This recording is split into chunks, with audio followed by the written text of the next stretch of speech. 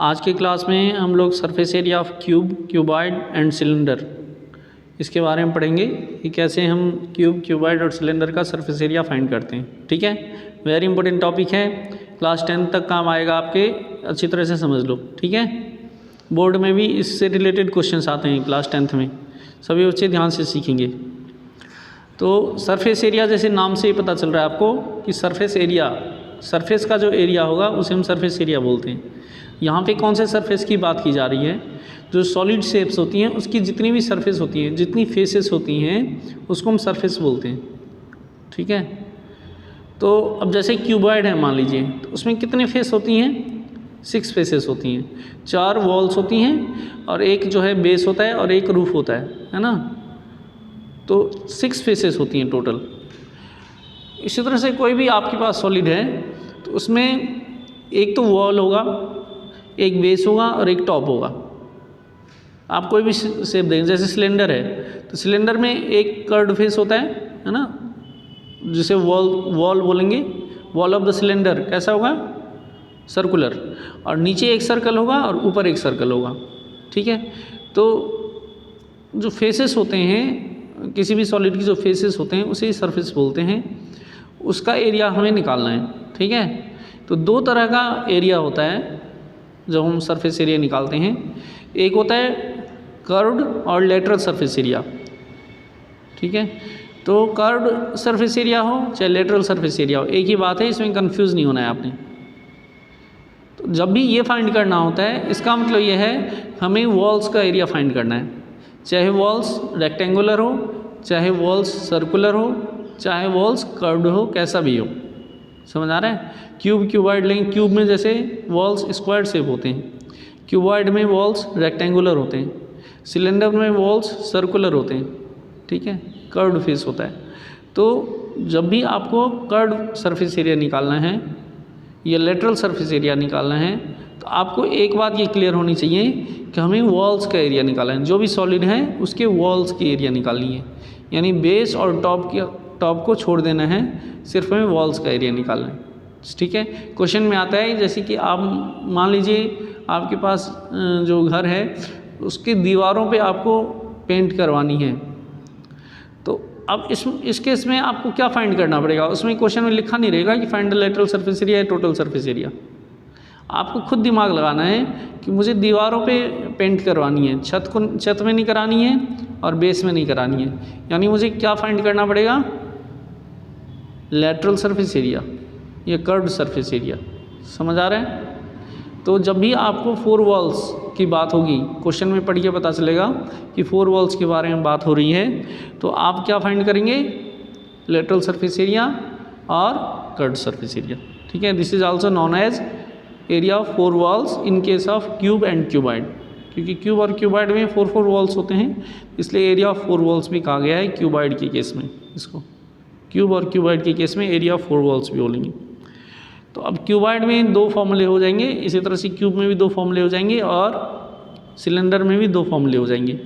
एक हो जाएगा CSA कर्व्ड सरफेस एरिया और एक हो जाएगा TSA टोटल सरफेस एरिया।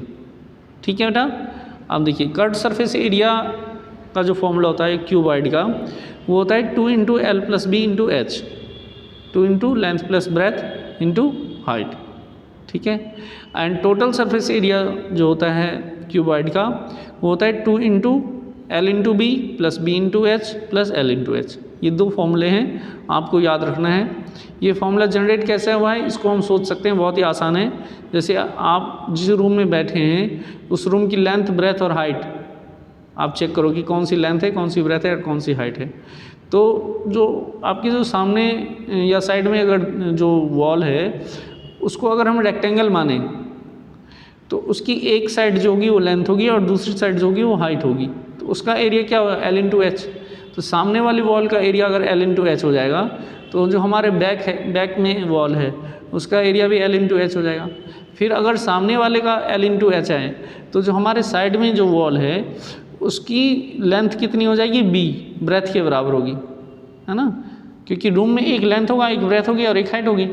तो सामने वाली वॉल की लेंथ को अगर हम L मानते हैं तो जो साइड में जो वॉल होगी वो उसकी जो लेंथ है वो किसके बराबर माना जाएगी, ब्रेथ के बराबर, वो भी एक रेक्टेंगल ही है। तो उस रेक्टेंगल की जो लेंथ होगी वो बी हो जाएगी और इस रेक्टेंगल की जो ब्रेथ हो जाएगी वो एच हो जाएगी। तो जो साइड वाला वॉल है इसका एरिया क्या हो जाएगा, बी इंटू एच हो जाएगा।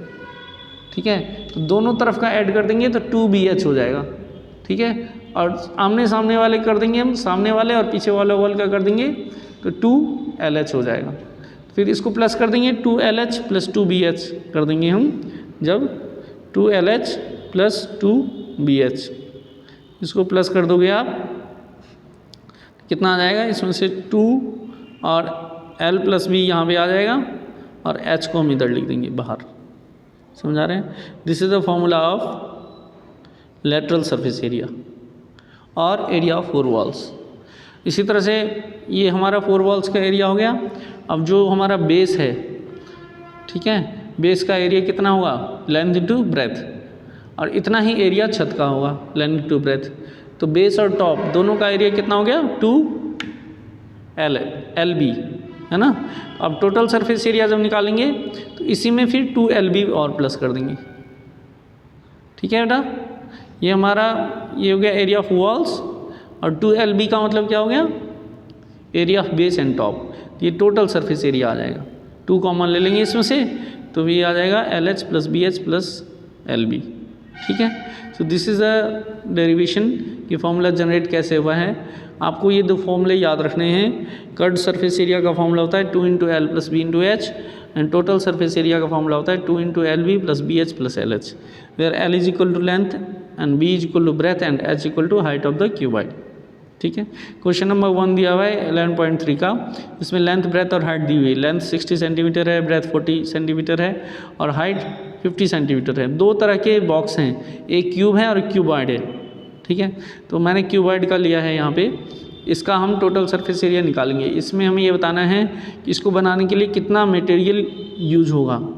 ठीक है, तो आपको ये क्लियर पता चल रहा है कि ये बॉक्स है तो ये क्लोज्ड बॉक्स है, तो क्लोज्ड बॉक्स है तो इसमें हमें टोटल सरफेस एरिया निकालना है।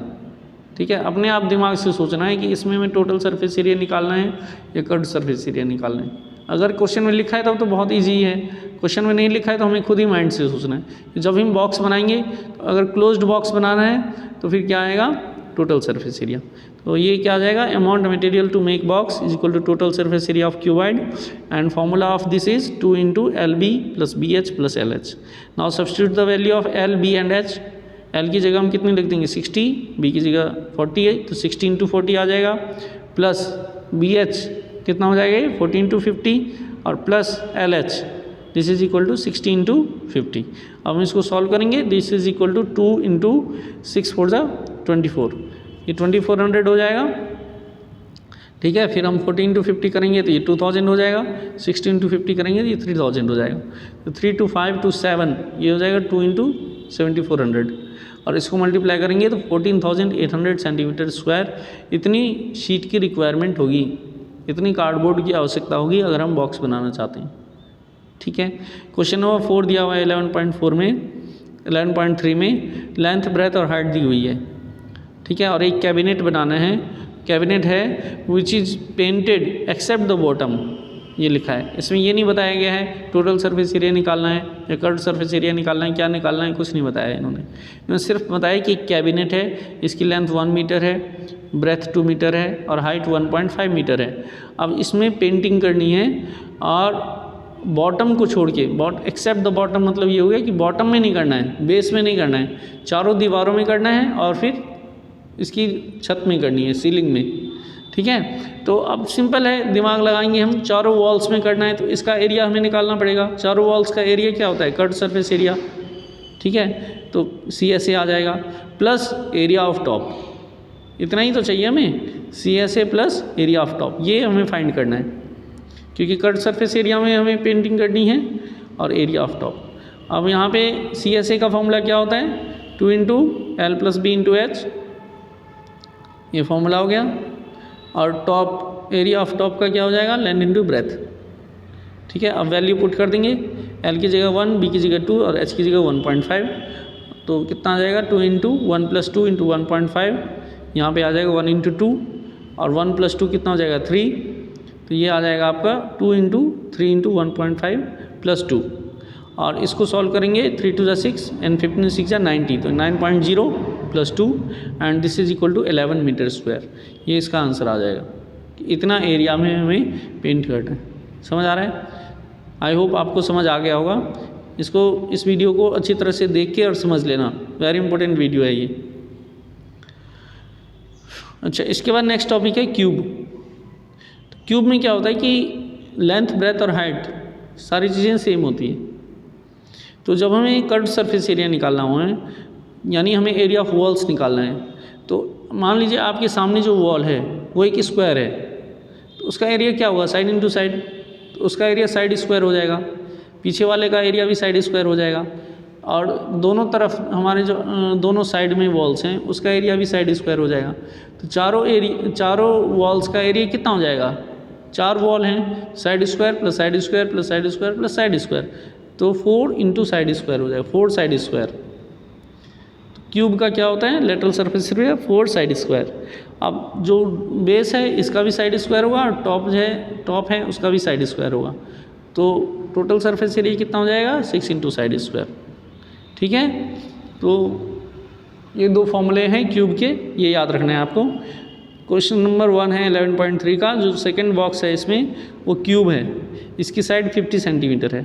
तो लेटरल सरफेस एरिया निकालेंगे तो 4 इंटू साइड स्क्वायर आएगा, 4 इंटू साइड स्क्वायर, इसको सॉल्व करेंगे, वैल्यू रख देंगे 4 इंटू 50 स्क्वायर, 50 का स्क्वायर 2500 होता है, 2500 इंटू 4 करेंगे तो 10,000 सेंटीमीटर स्क्वायर आंसर आ जाएगा। ये आ गया एरिया ऑफ वॉल्स। ठीक है, और फिर इसके बाद हम निकालेंगे टोटल सरफेस एरिया। तो total surface area is equal to 6 into side square, ये हो जाए 6 इंटू 50 स्क्वायर, 50 स्क्वायर 2500 हो गया, 25 6 जा 150, ये 15,000 सेंटीमीटर स्क्वायर हो गया। तो क्वेश्चन नंबर 1 में इन्होंने ये कहा है कि दोनों तरह के बॉक्स बनाएंगे, तो किस बॉक्स को बनाने के लिए कम मटेरियल चाहिए? तो क्यूब बनाने के लिए 15,000 सेंटीमीटर स्क्वायर चाहिए, जबकि क्यूबाइड को बनाने के लिए आपको 14,800 चाहिए। तो किस में कम लग रहा है मटेरियल? क्यूबाइड में। तो क्वेश्चन नंबर 1 का आंसर क्या आ जाएगा कि क्यूबाइड रिक्वायर्स लेस मटेरियल। ठीक है, समझ आ रहा है सबको? चलिए, इसके बाद लास्ट टॉपिक है सिलेंडर। इसमें भी 2 फॉर्मूले हैं, total surface area and curved surface area. पहले हम कर्व्ड सरफेस एरिया कर लेते हैं। कर्व्ड सरफेस एरिया का फॉर्मूला होता है 2πRh। ठीक है, where r is equal to radius, h is equal to height, और पाई की वैल्यू 22/7 और 3.14 कुछ भी लिया जा सकता है।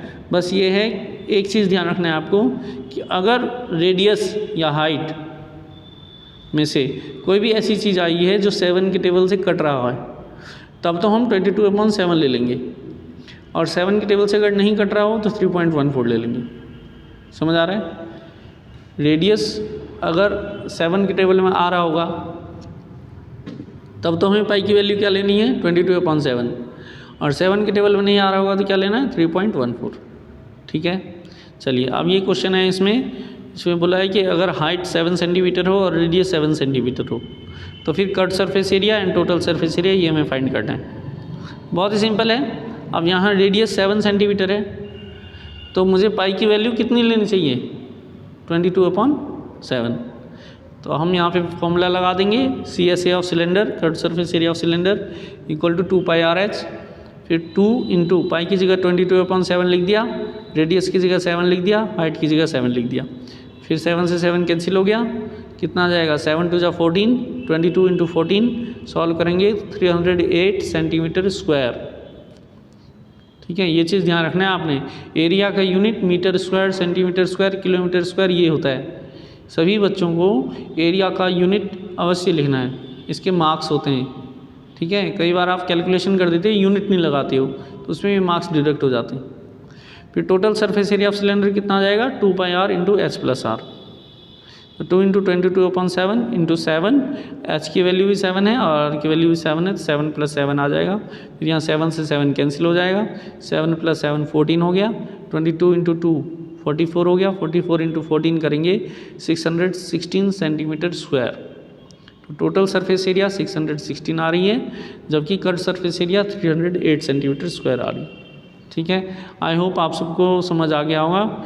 ये सारे फॉर्मूलेज आप कॉपी में लिख लेना। और एक्सरसाइज 11.3 आपको होमवर्क से करना है। किसी बच्चे को कोई प्रॉब्लम अगर आती है तो कमेंट सेक्शन में आप लिख देना, मैं फिर उसका सोल्यूशन सेंड करूँगा। ठीक है बेटा, थैंक्स फॉर वॉचिंग।